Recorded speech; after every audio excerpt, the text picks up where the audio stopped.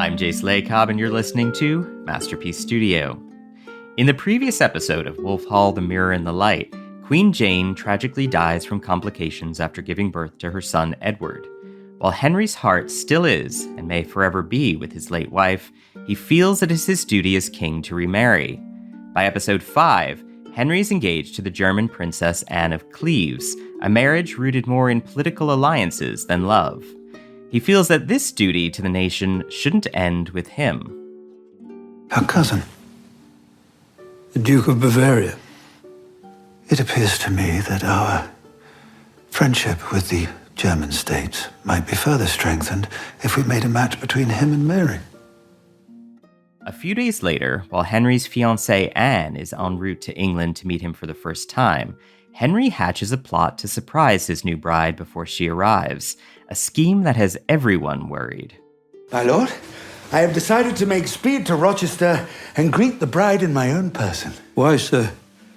It'll only be a day or two before she arrives. I want to nourish love. Episode 5 is a roller coaster for Henry's fixer, Thomas Cromwell. He fields his master's requests, demands, and vexations to varying degrees of success.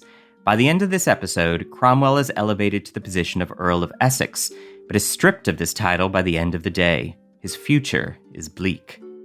Dear Cromwell. You give me my title, Stephen. You have no title. It's gone. You are no more than God made you. May he take you to his mercy. Today, Wolf Hall, The Mirror and the Light screenwriter and newly minted Oscar winner Peter Straughan joins us to discuss his adaptation process and writing this captivating drama series.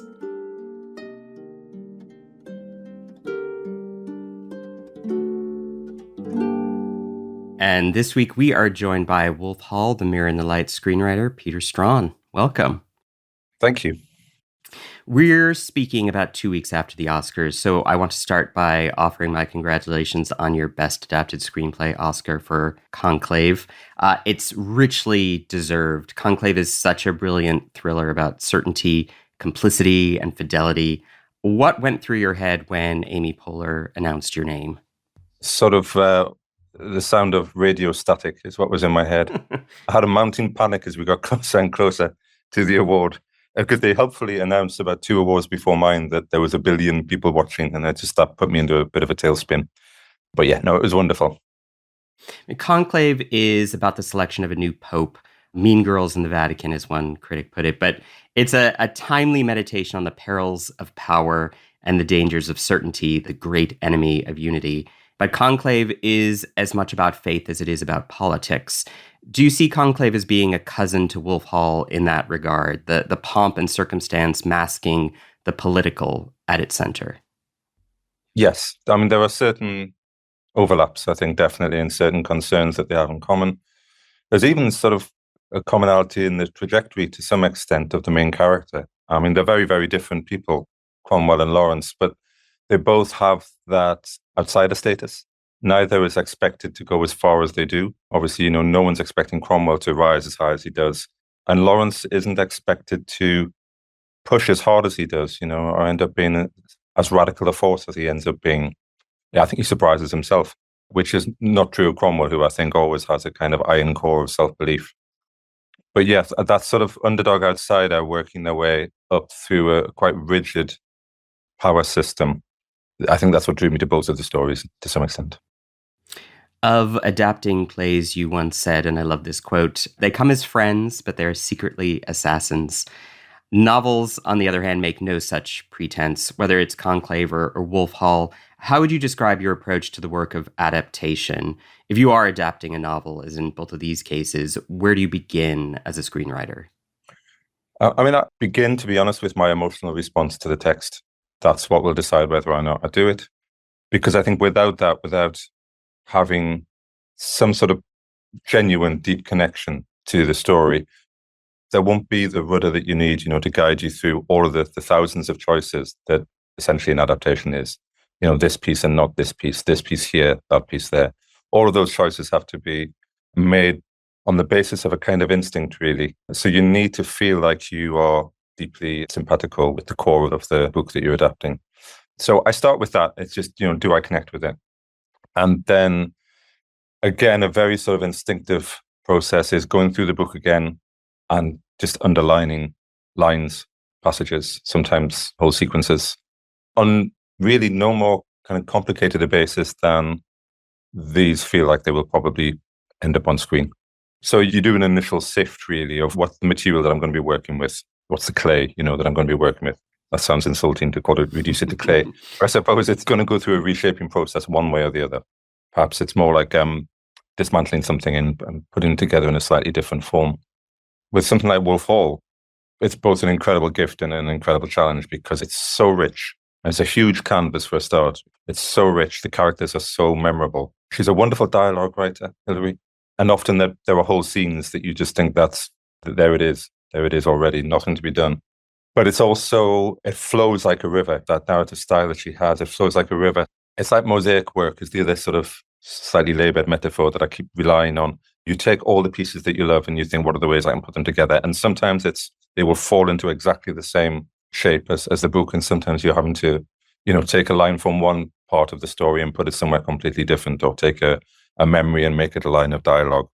It's a kind of magpie process of not wanting to waste any of the beautiful things, And if you are moving those mosaic tiles, then to continue that metaphor, how conscious are you of leaving your fingerprints on an adaptation? You're obviously altering the work by what you choose to remove or keep in, but how cognizant are you of putting your own influence, your own values or morality on a script?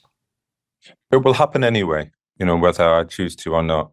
And I think that's what I mean by the most important thing being that emotional connection you have with it. So it already feels as if it's your story on some, very deep level. And I think when it's a happy adaptation, you are at least running parallel with the story that the author had in mind, or had in their heart.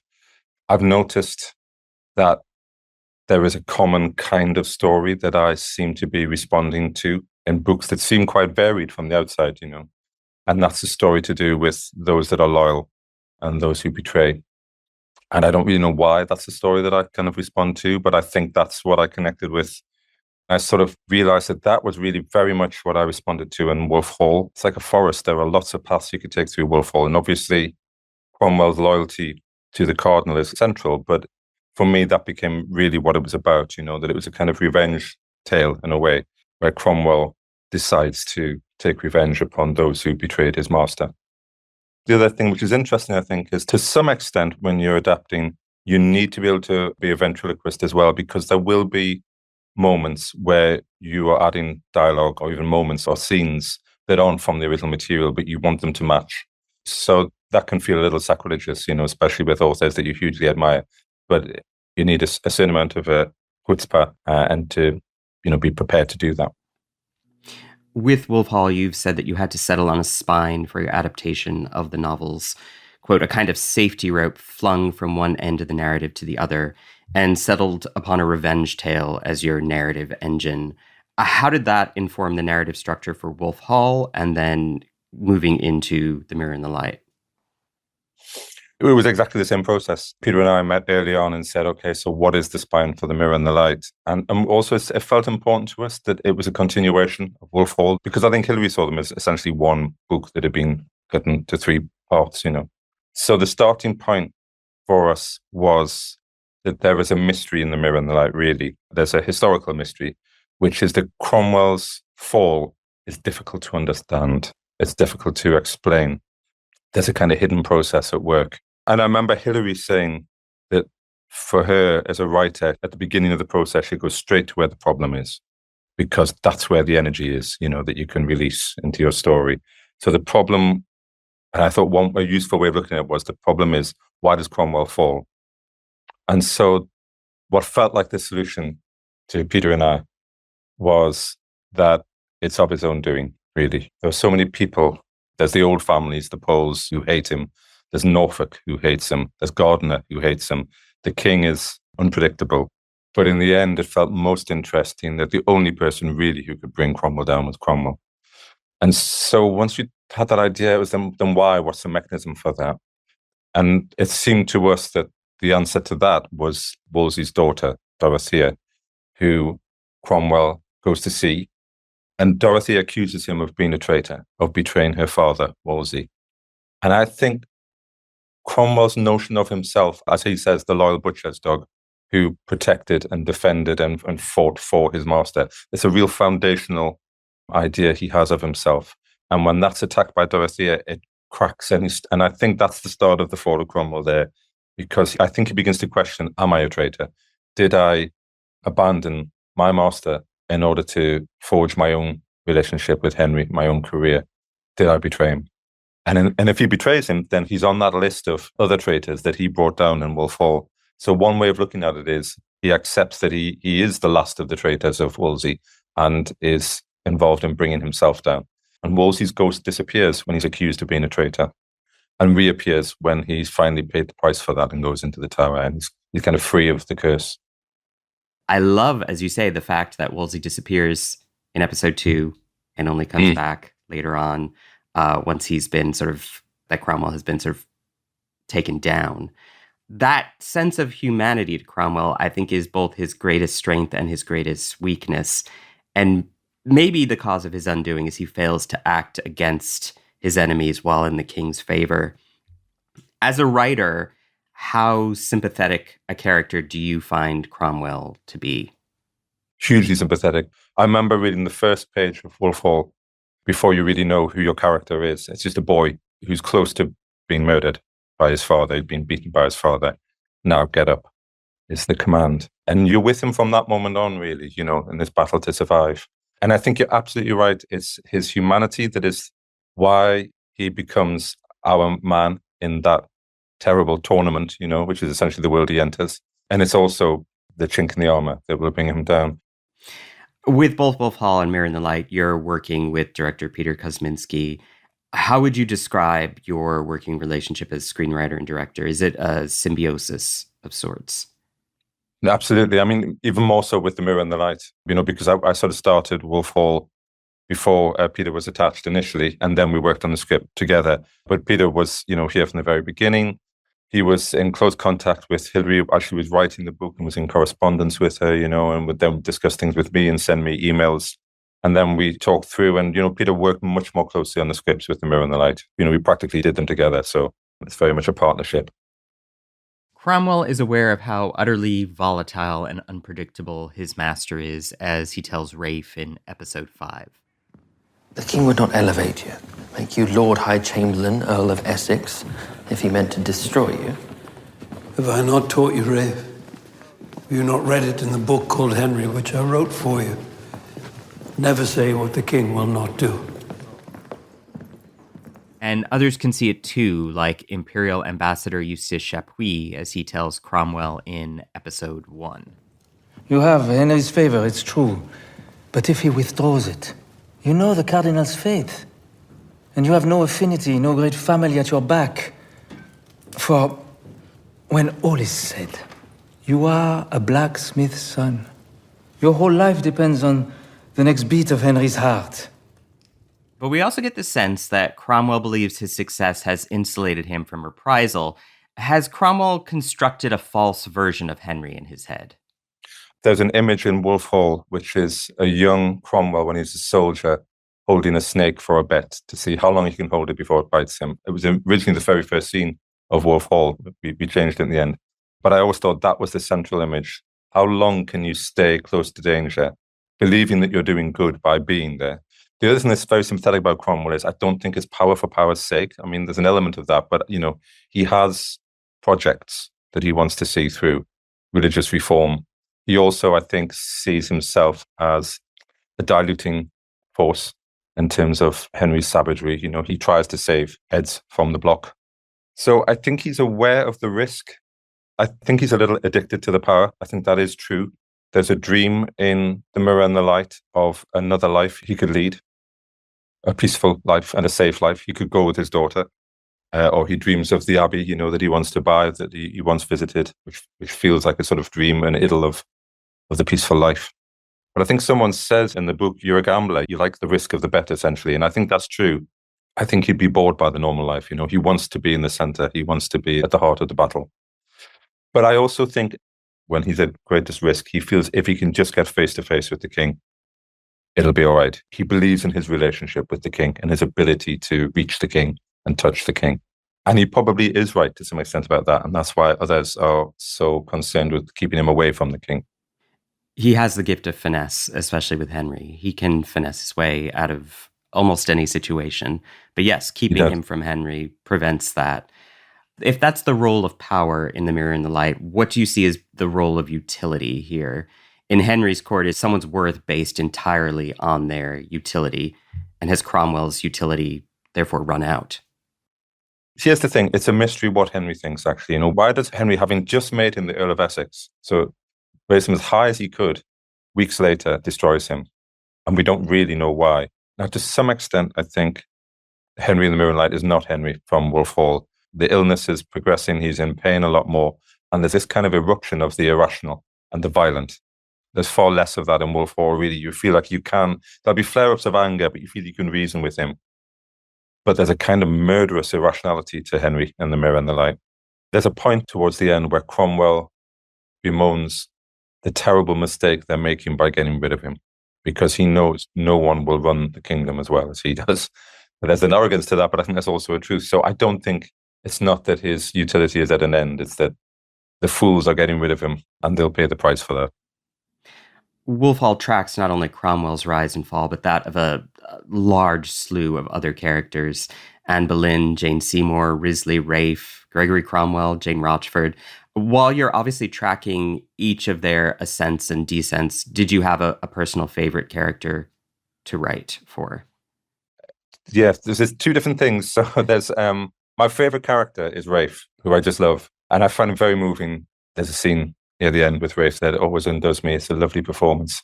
Again, I think it's the story of those who are loyal and those who betray. And Rafe is one of the few who always remains loyal. And I was always pleased that historically he survived, all of the wreckage.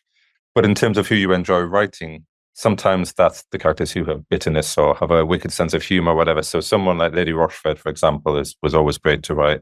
Mary, who's strange and twisted and dark and dangerous and pitiful all at the same time, was great to write, And a lovely performance, I thought, by Lilith. The women, actually, I think probably often the scenes between Cromwell and the women were the ones I most enjoyed writing. Before this next question, a brief word from our sponsors.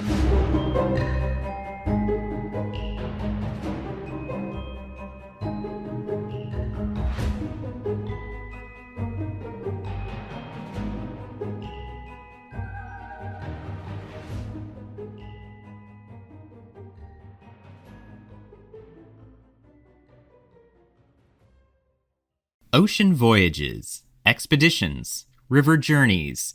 Viking is dedicated to bringing travelers closer to the destination, offering a small ship experience and a shore excursion in every port. Learn more at Viking.com.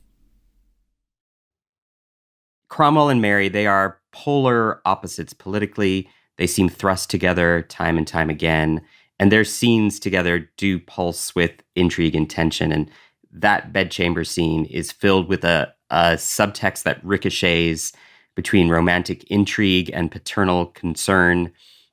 How did you approach writing these very loaded scenes between Cromwell and Mary? There's a lot of static in the air between them that you can really rely on. So those scenes can hold silence like no other scenes in the drama. The first episode of The Mirror and the Light between Mary and Cromwell, and there's a moment where he holds out a letter that he wants her to sign, and she stares at him, and it just holds. It's just such a beautiful performance by Lila. It takes a great actor to really hold our attention and to see something unfolding in front of us without saying a word, without any major facial gestures. It just radiates from her. There's a kind of rich psychodrama playing out between them always that just made those scenes a joy to work with. Episode 5, Mirror, finds Cromwell losing his influence over the king. For far too long, he's had his hand on the tiller of the king's will, and now others are seizing it for themselves. At the same time, the return of Cromwell's enemy, Stephen Gardiner, seems to spell doom. How did you approach this penultimate installment? What's at stake here? This is the Anne of Cleves episode. There are lots of different elements that you can lay at the door of the failure of Cromwell. And this is one of them. The failure of the marriage. The failure to kill Pole is another. That's another that you think Henry doesn't forgive him for. But the failure of the marriage with Anne of Cleves, there's Henry's rejection, really, as we experience it in the drama, his rejection by Anne of Cleves that he won't forgive her for. This feels like a major fault line suddenly in the relationship with Henry. So I think it's that thing that for Cromwell to survive, he has to have this impeccable record, this perfect record of not failing. And he fails here. He fails to give the king what he wants, which is exactly what the cardinal did. And look what happened to the cardinal. So you can feel the luck starting to run out here. Cromwell manages to convince Henry not to disguise himself as, among other things, a Russian nobleman or a shepherd. Perhaps just go as a gentleman. A gentleman of England.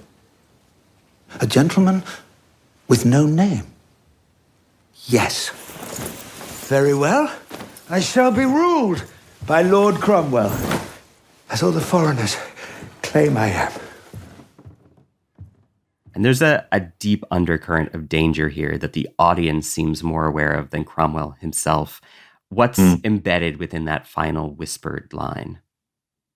I mean, another reading of what happens really fundamentally is that Cromwell, ironically, with the king's help, becomes more and more powerful to the point where the king begins to resent or even fear Cromwell. Some say that, he fears Cromwell. And this is one of the things that Cromwell's accused of, later on, that he wanted the throne for himself. So there's always that paranoia. I remember reading Solzhenitsyn, it'll be the Gulag Archipelago, I think. And there was a recurring image in there of Stalin as a spider at the center of the web.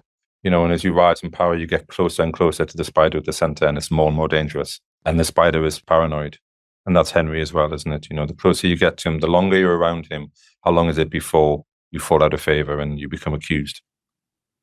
So as much as Henry discovers that Anne of Cleves' portrait didn't exactly capture her as she is said to have recoiled when she sees Henry for the first time.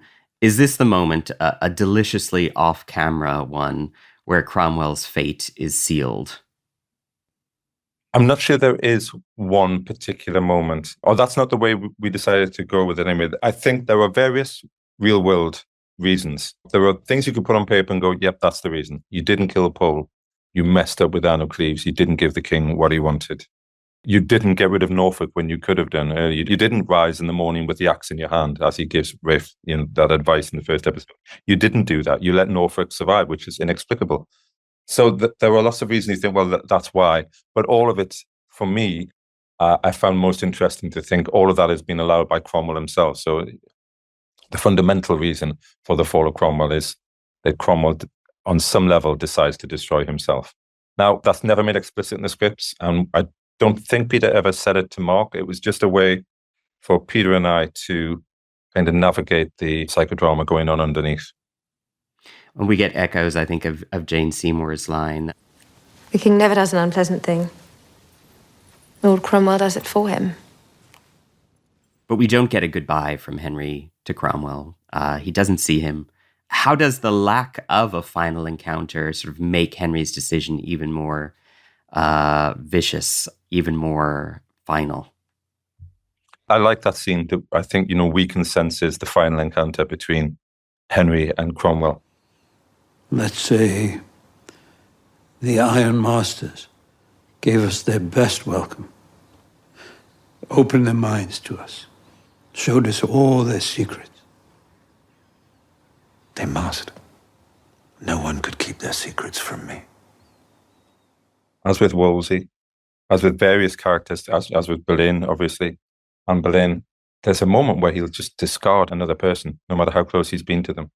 Discard them and not look back. Or even worse, discard them and then eulogize them afterwards as if it was not his responsibility that they've been killed or taken away. I mean, there's an element of being a psychopath in Henry, honestly. Completely. I love the scene where the Privy Council walks behind Cromwell. Yeah. It's only when the men around him don't stop that Cromwell seems to realize what's about to happen to him, and his body sort of catches up with the momentum around him. How did you look to show that dawning realization? How significant a moment is this for Cromwell?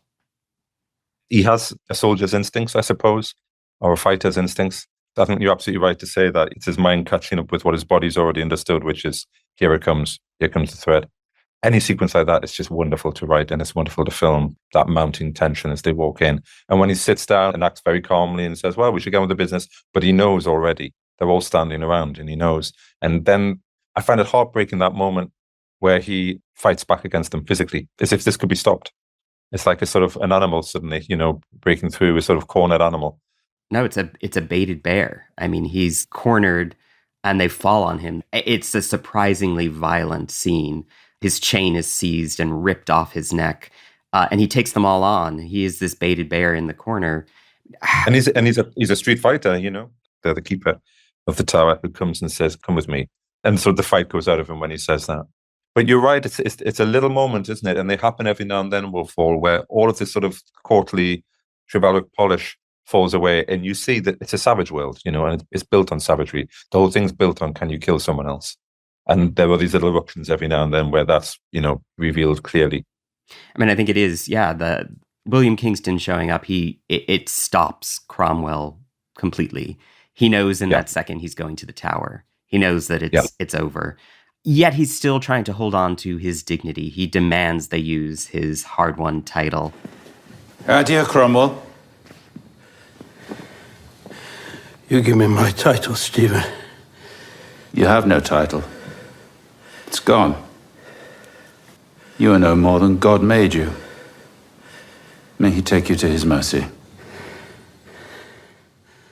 How significant is it that Gardner refuses to grant him the title, that he reduces Cromwell back to his more humble origins? I mean, it's the fulcrum moment in the whole thing, isn't it? It's the wheel turning full circle, and he drops back to where he was when we met him.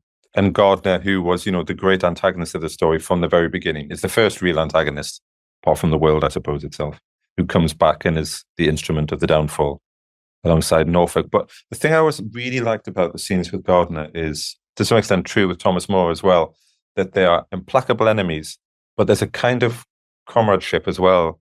In the later scene with Gardner and Cromwell, they have so much in common because they both have to work with Henry, and they know what a terrible task that is. There's another layer on top of the enmity, which I find makes it quite moving and just truer, I suppose, richer and truer. They're all expendable.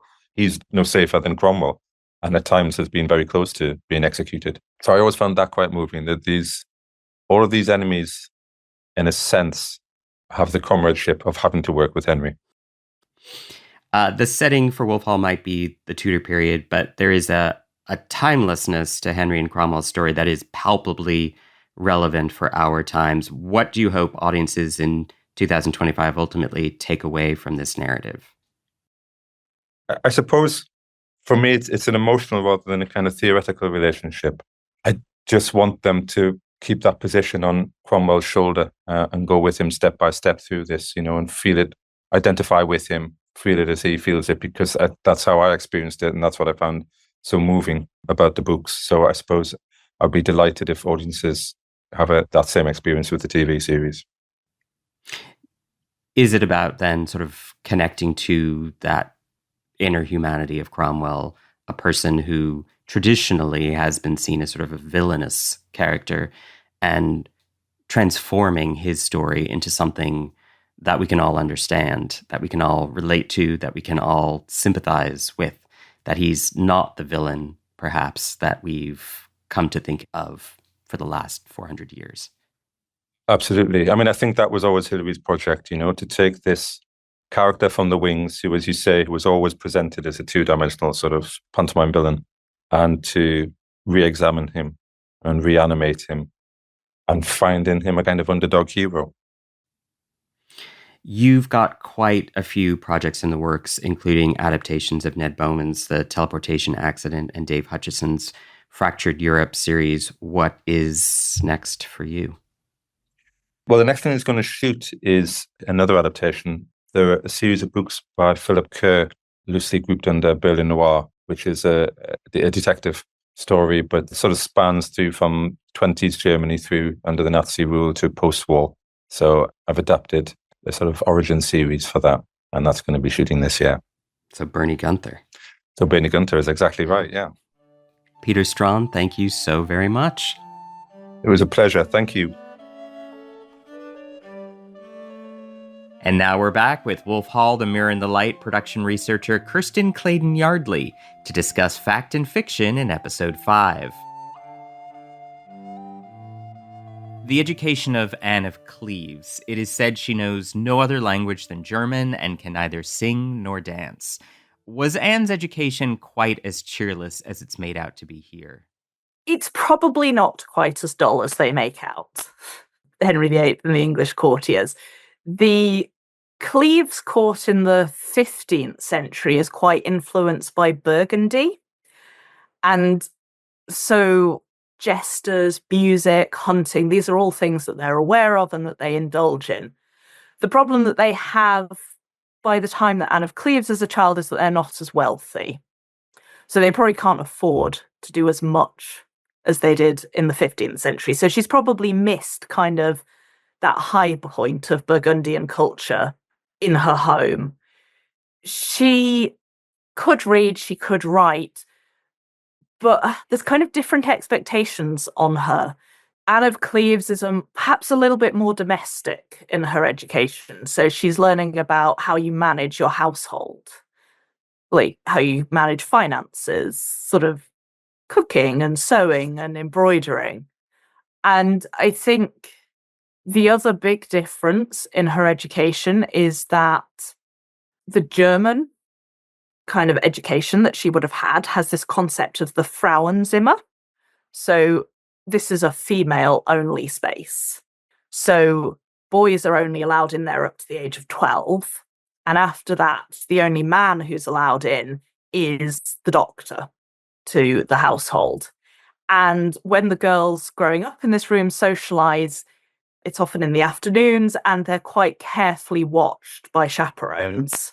I mean, if we jump well forwards of where The Mirror and the Light gets to, it's quite a contrast with what later comes out about Catherine Howard's earlier education, where she has a male music tutor, for example. And there's a lot more sort of, I suppose, hijinks almost, and kind of a distinct lack of supervision, whereas Anne of Cleves has this quite tightly controlled environment. So then it's a little bit of a shock coming over to England, where I suppose things are perhaps a bit more relaxed, a bit freer than she's used to, a bit more intermingled between the male and female sort of members of the court. Henry wants to disguise himself when he meets his new bride, and he comes up with a series of outlandish costumes. Everyone seems afraid that Henry will not approve of Anne. Right. Well, we did what we could. You are afraid that he will find her not as reported, because for sure she will find him not as reported. Did she recoil when she saw him for the first time, and was he disguised? He did go down to meet her in disguise. Accounts of what happened at that time have got a little bit distorted, perhaps, by the fact that he then later wanted to divorce her. And so kind of the narrative of it all is getting sort of interpreted through kind of the evidence that they're trying to put forwards to annul the marriage. So he does go down in disguise, and there probably was an element of shock for her. As we said, as much as anything, it's quite alien to the way things took place in Cleves. Like if you go with this concept of sort of the Frauenzimmer and things, having a man barge in disguise, it's perhaps a bit of a shock. I've read different things by historians as to whether she really didn't know this was going to happen at all. I know there's a work by a lady called Nikki Clark who's written about ladies in waiting, and she's a little bit skeptical about this idea that there would have been no warning at all. Because obviously Anne has people with her, she has English ladies with her, she's got some English men of the court, and I know she's a little bit skeptical that nobody would have sent a message going, heads up, Henry's on his way, and that they wouldn't have been able to warn her at all. But even if you've been warned, if it's not what you're used to, can you stop yourself from recoiling a bit? That takes quite a strength of sort of self-control over your physical reactions. Did Henry elevate Cromwell to Lord High Chamberlain and Earl of Essex only to have him stripped of his title immediately? Or conversely, how long passed between his elevation and his downfall? Is it the same day in reality? It's not the same day. The way it's portrayed is a little bit unclear of exactly how much time is passing in that bit of the episode. Because if I remember correctly, we have him being told that he tells Rafe Sadler and Risley that he's Lord Chamberlain and Earl of Essex. Then we have the scene that, Henry and Cromwell have their heart-to-heart. Rafe and Cromwell walk out together, and then we roll into the scene where it's taken away. So it looks like it's not very long. And certainly there's also this idea that the Earl of Essex dies and Cromwell becomes Earl of Essex the next day. That's all been compressed a little bit. The Earl of Essex dies in March. Cromwell becomes the new Earl of Essex in April. And then it's about 2 months, roughly, until he is arrested. So it's a fairly short timeline in the overall scale of the reign, but it's perhaps a bit longer than it comes across when you're watching the show. Kirsten Clayton Yardley, thank you so very much. You're welcome.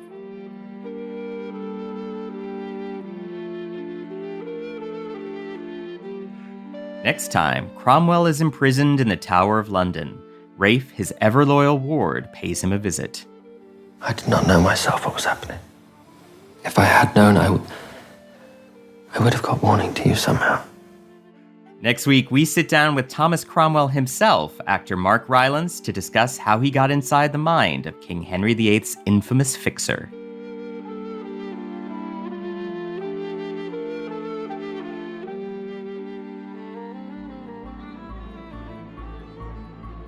Masterpiece Studio is hosted by me, Jay Slay-Cobb, produced by Jack Pombriant, and edited by Robin Bissett. Alicia Etup is our sound designer. The executive producer for Masterpiece is Suzanne Simpson.